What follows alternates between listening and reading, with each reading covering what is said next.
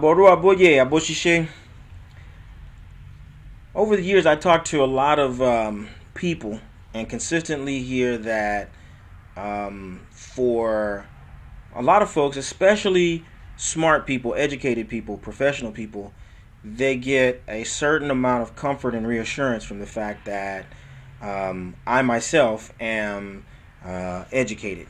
So they say, "Oh, you graduated from Cal and you have a master's degree and you know, world traveler, et cetera, et cetera, et cetera." But then the question, implicit in all that is, you seem like a smart guy, so how'd you get involved with this divination, or what's up with the divination, right?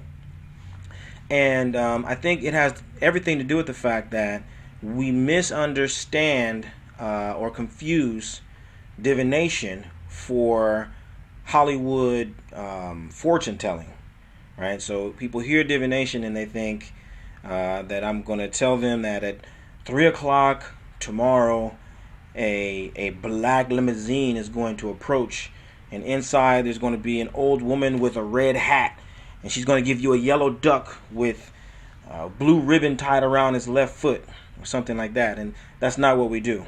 That's not what we do at all. And the way that I have personally articulated the way I work with Ifa is defined in three distinct phases. The most important of which is the assessment.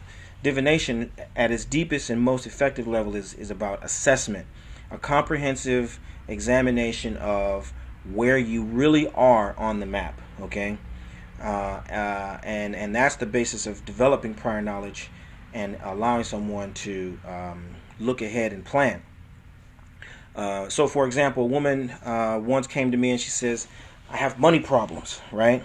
So, as a counselor, my job would be to listen to her and to understand, how she is thinking about and feeling about her situation, and to help her develop some coping skills for, improving that situation. But as a diviner, we look at the situation according to Ifa, and in this particular instance, Ifa says this person actually is crying for money, but their problem is of an emotional nature. And so I look to this individual and I say, "Well, you said you were coming about money, but you have a job." "Yes, I have a job." "You've always had a job." "Yes, I've always had a job." "And you don't have a drug addiction?" "Nope." "You don't gamble?" "Nope." Okay. Ifa says that your problem is actually emotional, and it's come to a head in your relationship with one of your children. This is someone who, no matter how good you are to them, they repay your kindness with insolence and disrespect. Ashe, Baba, that's true. And then she goes on to tell her own stories. This happened, and this happened, and this happened. Okay? So right there, we've got a clear and accurate assessment of where this person's problem is rooted and emotional, because we can tease out from those situations how though they cost money, okay, how they cost resources, how those kinds of things are translating into losses for this person. So then we can start mapping out the second phase of the work, which is the transformative work. These are the things, the sacrifices that need to be made that will help her to address what Ifa has defined as the likely outcomes. Okay, and so those likely outcomes that we're sacrificing for are that's what we can call scenario mapping. We know that based on the messages from Ifa that scenario A is likely to happen, or B, or scenario C, and so we're going to make sacrifice to address these likely scenarios.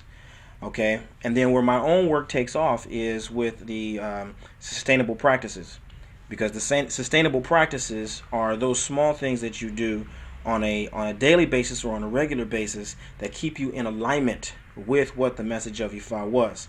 Okay, and more importantly, the real value of sustainable practices is that it allows you to shift your perspective from being always on guard and putting out fires here and there to actually setting the stage and creating the opportunities to actually look at and see the kinds of things that you want to see, to actually start to envision and create the kind of reality that's most conducive to your well-being and to your happiness. Okay, and so the sustainable practices, what we call the Orisha lifestyle agreements, those are the things that really distinguish my own work from, what we might call standard practice, and it is what makes this particular practice of divination an essential tool for developing prior knowledge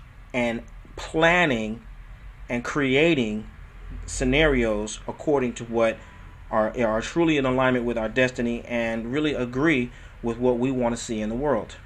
So when you're ready to commit to your future and you don't want to bounce your way into tomorrow, but you actually want to start creating the scenarios that are going to be best for you and best for your loved ones, that's when you ask Ifa.